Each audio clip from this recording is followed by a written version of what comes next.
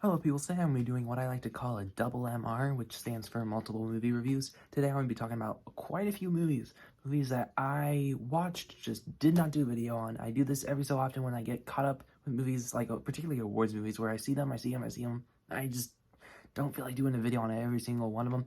So we're going to talk about 8 movies, I believe, that those movies include I have notes. The Last Duel, Encanto, Licorice Pizza, West Side Story, Belfast, Come On, Spencer, and Coda. So I'm going to be talking about them in that order, and that is my ranking from my least favorite to favorite. And just to put it out there, none of these movies are bad. I don't think there's a single bad movie here because, they're all wars movies. Most of them are going to be promising. House of Gucci. But, yeah, there are movies that I thought that slightly disappointed me on here, but at the end of the day, they still got a good score. So, yeah, and really, the first movie I'll be reviewing is the one that probably disappointed me the most, but I didn't think it was bad, and that is The Last Duel. I really wanted to love this movie because, I know it didn't do very well at the box office, but there's so much love around it for the people that did see it. I wanted to be one of those people that are like, yeah, The Last Duel is one of the best of the year. But sadly, it did not click with me.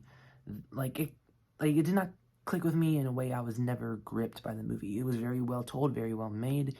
Ridley Scott did a great job directing this movie. The whole cast did a phenomenal job. Adam Driver, Matt Damon, Jodie Comer. They all did a phenomenal job in their performances. And there's nothing, it's just, I was never grabbed by the movie. The movie never, made me go, yeah, this is happening. I'm so invested now. And even, the Last Duel, the Last Duel, I was like, yeah, this is very well made, and it's made intensely. I'm just not invested. And I don't know, maybe these type of movies just aren't for me. I've never been the biggest fan of, the ancient, duels. I watched a season of Game of Thrones, it wasn't my thing. And, I like Gladiator. I think that's a very good movie, but I don't love it. And so I maybe thought my expectations were a little too high because I'm not in love with these type of ancient movies. They're just not for me. So yeah, I'm going to give The Last Duel a 7.9 out of 10. Next movie I'm going to be talking about is Encanto. And this was the front runner for the award seasons for Best Animated Movie. And I want to get this out of the way. I really liked the movie. It really did impress me. But I don't think this is my favorite animated movie of the year. And I don't want to seem like I'm jumping on a Luca train, but I do think Luca is genuinely a really good kids movie. I'm not just, one of those people that's like, yeah, Luca all the way. Some people just support it because it's Luca. And, I strictly see Luca as a movie rather than fan fiction. So, I genuinely think Luca was better. Another movie I thought was a little bit better was Raya and the Last Dragon. But, yeah, Encanto, I still thought was really, really, a really good kids movie. It's nice to see Disney do something that's not a reboot or a sequel. But the only thing that bothered me here was that it wasn't the most original movie I've ever seen. It really pick and pulled and made an original story. It had original characters, the concepts, ideas, animation, but at the same time it felt very, this element, this theme, this story beat, this emotion felt like they were picked from all their other originals that they've been in the last couple of years or so. But musical numbers, I'm not, a musical person, but I thought they were really well done. I think it's enough to keep adults engaged, enough to keep kids engaged while you're not torturing the adults and not torturing the children as well. I think it found a pretty good balance. I thought it was funny at moments. I really thought some of the themes were pretty well done, even though I think it seems a little repetitive, some of these things that Disney's doing right now. But yeah, I liked Luca, and I'm going to give it an 8.1 out of 10. Next movie I'm going to be talking about is Licorice Pizza. I wanted to like this movie more, and like I said, it's still, obviously, so far, it's above an 8. But, here's how I was. I was basically enjoying it, and I thought it was pretty good. Bradley Cooper showed up. I think it was the best thing I've ever seen. Bradley Cooper left, went back to pretty good. I loved Bradley Cooper in Licorice Pizza. He stole every single scene that he was in. Genuinely, I don't want to spoil my award show, but he's getting a nomination. So, like, I loved Bradley Cooper in this movie. And Alana Haim, I believe, or Haim, or I'm sorry if I said your name wrong. If you're watching this, Alana Haim or Haim, great in the movie.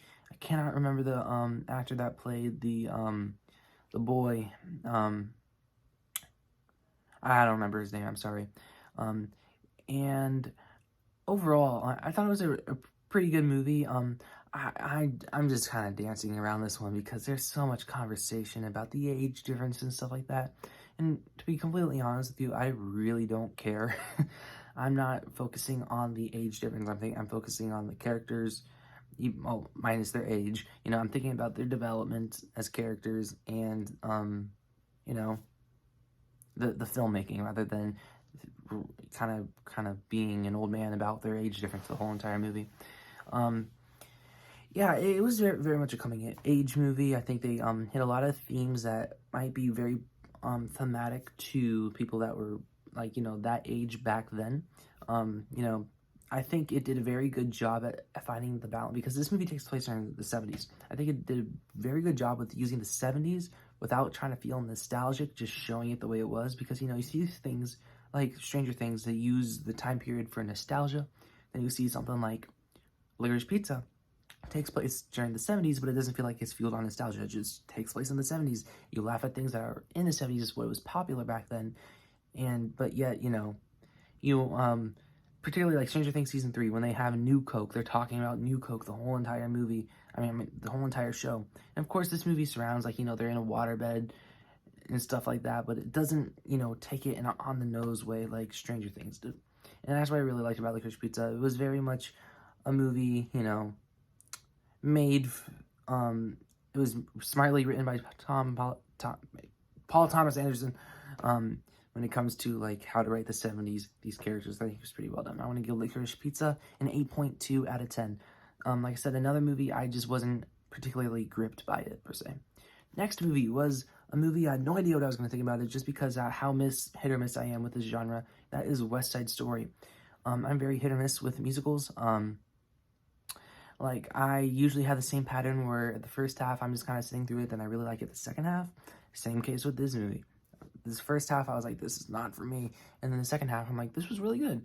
So, you know, this were kind of like, what do I do? How do I persuade this?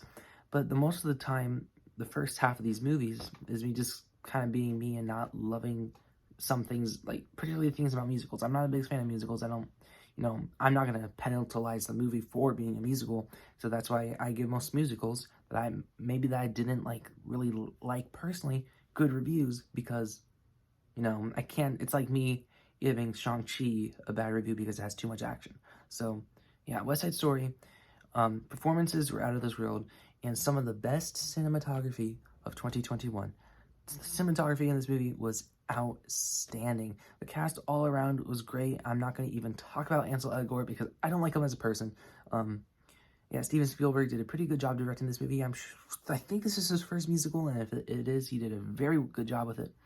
You know, I really felt the shocking intensity towards the latter half of the movie, where things kind of get real, but yet they found a really good balance between that and the musical and not making it feel like out of place.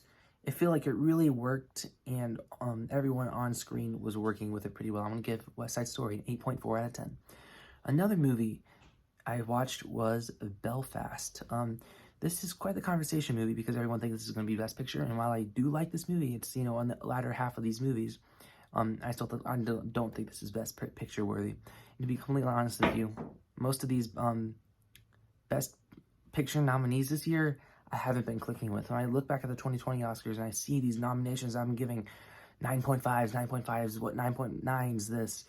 Like, now I look at these awards comments movies and I'm giving most of them 8s or 7s. I'm like, really? So this year I'm not the biggest fan of the lineup, but they're not bad. But Belfast was a movie that I was invested in the story, but there was times where I was just kind of like, do we have to do that? Particularly with the storyline where the little boy in the movie, I don't remember his name, he has an elementary school crush. And, like, yeah, that's fine to include in the movie, but I feel like they took a lot of time to focus on that, while I feel like the heart and core of the movie was with the family, and that's what I wanted to see more of, because we have all these scenes of him at school, and then him talking about this girl, but I would rather have moments with the family, per se, because that's what really works about the movie. Like, performances all around were pretty good, and, like, it's understandable why it got SAG Ensemble. I think there's better choices, but I could see it happening. Um, the only other thing that kind of bothered me about this movie was I felt some of the characters felt rather one note. Like, this is this character and they do this. This is this character, they do this, and this is the only thing they'll really mention throughout the entirety of the movie.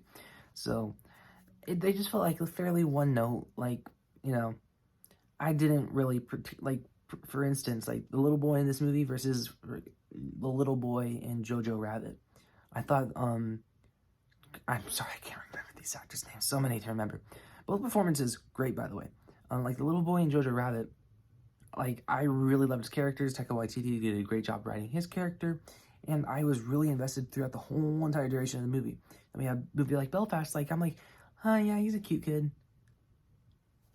You know, and that's about it to me.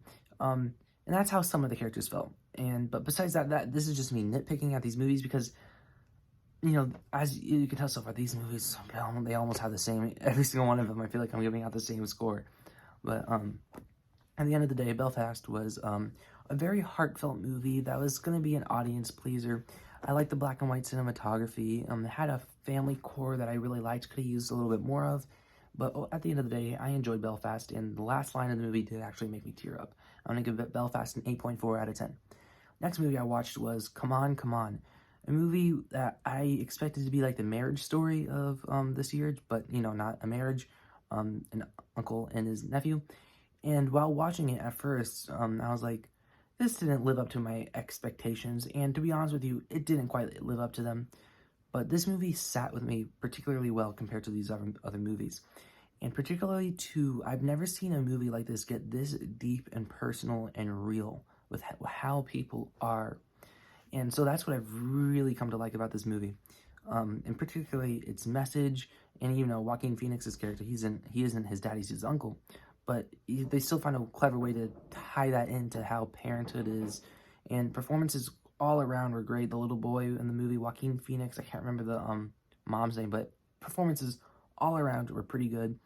And they found a pretty good way to do voiceover with Joaquin Phoenix without making it seem like they're forcing it, because, you know, he's a documentary filmmaker. And, you know, it didn't feel like, I'm really happy there wasn't commentary on documentary filmmaking, which a movie like this could have easily done. But at the end of the day, it's a very personal movie. Characters I cared about, characters I latched onto, and relatable stuff that you could see happening. Everyone can relate to this movie, and if you didn't like it, it's because the pacing wasn't for you. So yeah, anyways, I'm going to give Come On, Come On an 8.5 out of 10. Next movie I'll be talking about is Spencer. Wow, what a movie. This was almost a horror movie, kind of, because it makes me, it's not like I ever had the invite, nor ever wanted to be, or never had the thought of, but I'm definitely not going to be part of the royal family. I'm not going to find a way to get into that. No, thank you. It just really shows you how cold and messed up all that is. I'm curious how the perception of this movie was in England, or not England, Europe. Very curious to see how if there was any backlash to this or what. I don't know. But Kristen Stewart, good lord, what a performance. What a performance. Just completely embodied the character. It's one of those performances where you watch it, and if you did not know how the actress or actor acted in real life, you would think it's just them acting like themselves. And that's like the best type of performance, because my prime example is, you know, there's actors like Dwayne Johnson who acts like Dwayne Johnson when he's in the movies. But I'm just saying, what if Dwayne Johnson acts like that in every single movie, and then yet you see him in an interview and he's like the most quietest person, very to himself, just kind of like this, like Bernie Sanders meme, just kind of like this. You'd be like, wow, he's a really good actor. And so that's what show's talking about Kristen Stewart, because she acts nothing like this in real life. If you just Google her, you'll see. Because this movie, she bodied the role. Good Lord. Just really good. The cinematography here as well, really, really good. I remember there's this one shot that was like some of the most perfect cinematography I've ever seen. I even took a screenshot of it when I was watching it. So much to like about this movie. Yes, the pacing might not be for everyone, and if you don't know the political story behind it, you might not click with it. I had to do a little bit, I knew that, so I did a little bit of research going into it. It's a horror movie displaying how messed up some things like this can be, and yeah, it's messed up. Psychological deep dive, very well done. Not my favorite, obviously, because clearly, you know, these movies are, but at the end of the day, it was one of the better ones I watched, and I'm going to give Spencer an 8.7 out of 10. By the way, the ending to Spencer almost made the movie for me. Last movie I'll be talking about, my favorite one out of all of these, and probably has like the least conversation out of all of these, and that is Coda. I did not expect to like this movie as much as I did, and maybe it's because I'm the age of the characters, and there's some fairly relatable themes there about, you know, parents not connecting, and to like, you know, to what the child wants. And, you know, of course, her situation is far more extreme than what I'm in, because my example is, I like movies. No one in my house, like, connects to cinema the way I do, and so I'm kind of by myself when it comes to that. But, you know, this character has a whole lot more problems than I do. Her family's trying to run a business, but she wants to sing. But the parents are deaf, so they really can't hear her sing. They don't know if she's good, and they have realistic conversations. But at the same time, it's like, some characters are like, I don't know if, I guess I understand. So it explores like this gray area for the deaf community of like, you can't really get mad about them when they say this because they can't know, if that makes sense. So I like the exploration of that. And there's some really good scenes. The standout of this movie is the actor that plays the dad. His name is Troy K. I remember his last name started with a K. I'm not going to try to pronounce it because I don't want to make myself look stupid. But he gave an excellent performance in the movie. Easily one of the best supporting performances of the year. And it went by, I was grabbed by the movie. It could have ended a little bit less Hallmarky. It ended in a very crowd-pleasing way that's trying to, you know, get a good audience reaction. But I would have preferred something a little bit more human. But it was definitely, like, the ending was a little Hallmarky, and that's why it's not, like, my, like, really up there for the for movies this year. But if you watch my top 10 of the year video, you know that a lot of these got honorable mentions, and Coda did make it as my number 8, I believe. So, yeah, I'm going to give Coda an 8.9 out of 10. So, yeah. Anyways, those are the reviews that I did not get to. I just kind of spilled it all out for you guys. So, yeah. Anyways, comment down below what you guys thought of these movies if you watched them, because, you know, I guarantee you there's not a lot of people that's seen all of these besides, like, 100 people. And, yeah, it was a challenge to get through all these. I kind of, through my winter break, I just kind of went through all these. Before winter break on here, I've only seen Belfast. Yeah, during my winter break, I watched Coda, Spencer, Come On, West Side Story, and Licorice Pizza, Encanto, and Last Duel. So it was a pretty heavy break when it comes to that. And don't think I wasn't like, you know, my break, I had nothing to do. So it's not like I was like anxious with this movie and then this with this movie. There's nothing affecting these scores as scores. I truly give them, even though I did watch them all fairly back to back. So yeah. Anyways, comment down below what you guys think about my scores. How do you agree, disagree? Tell me why you hate me for some of the. I'm kidding. So yeah. Anyways, like, share, subscribe, and stuff like that. And adios.